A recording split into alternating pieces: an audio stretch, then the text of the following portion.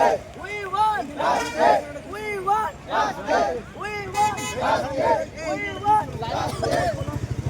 বারুইপুরের নাবালিকা রিমি খাতুনের ন্যায় বিচারের দাবিতে কেতুগ্রামে কংগ্রেসের পথসভা।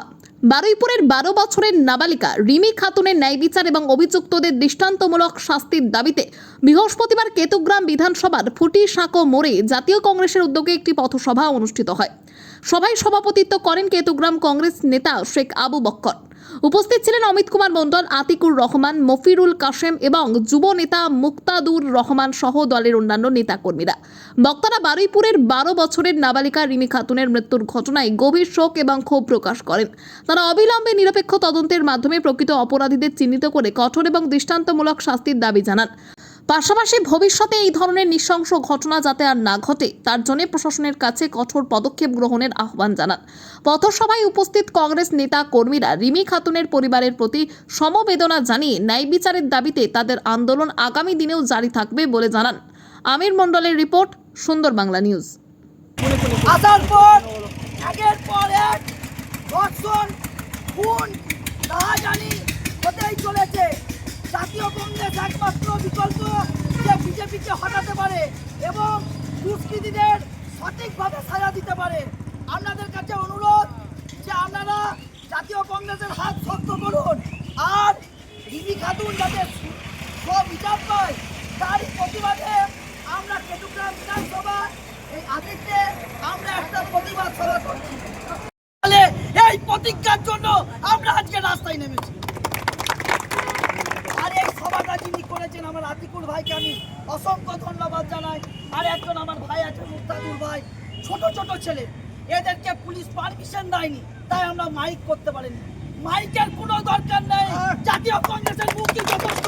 আর পুলিশ যদি জাতীয় কংগ্রেসকে ধরে, থানার পাশে আর একটা থানা হবে, সেটা হবে জাতীয় কংগ্রেসের থানা। ওই থানার উকিল থাকবে, জাতীয় কংগ্রেসের পক্ষে উকিলগুলো থাকবে। দেখে নেব পুলিশ কতটা কি করতে পারে। এখানে দাঁড়িয়ে থেকে বলছি, লড়াই মাঠ থেকে ছুটে পালাবো না। লড়াই করতে যখন নেমেছি লড়াই করব, মরলে মরে যাব।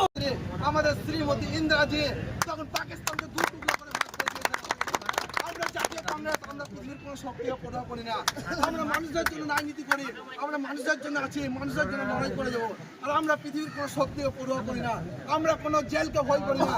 আমাদের নেতা মোহনদাস, আমাদের নেতা গান্ধীজি 1924-এর বেলগাঁও অধিবেশনে তিনি জাতীয় কংগ্রেসের সভাপতি ছিলেন।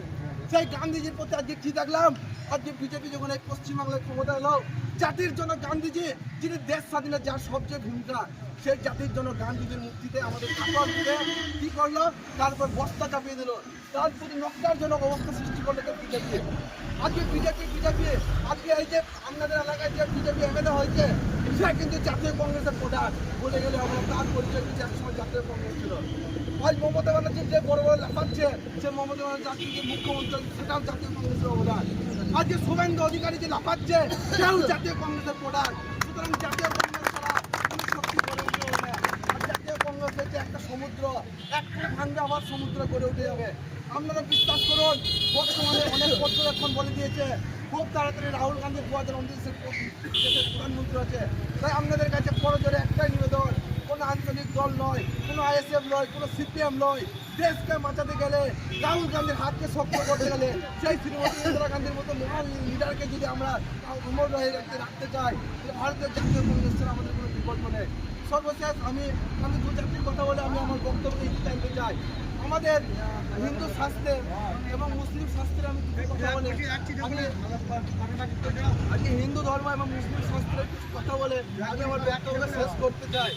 আমাদের পবিত্র ইসলাম ধর্মে কি বলা হয়েছে, একটা নারীর প্রতি হয়েছে, একটা নারী এখন নবী বলছেন, একজন ব্যক্তিকে বলছে তোমার এরপরে তোমার কার গুরুত্ব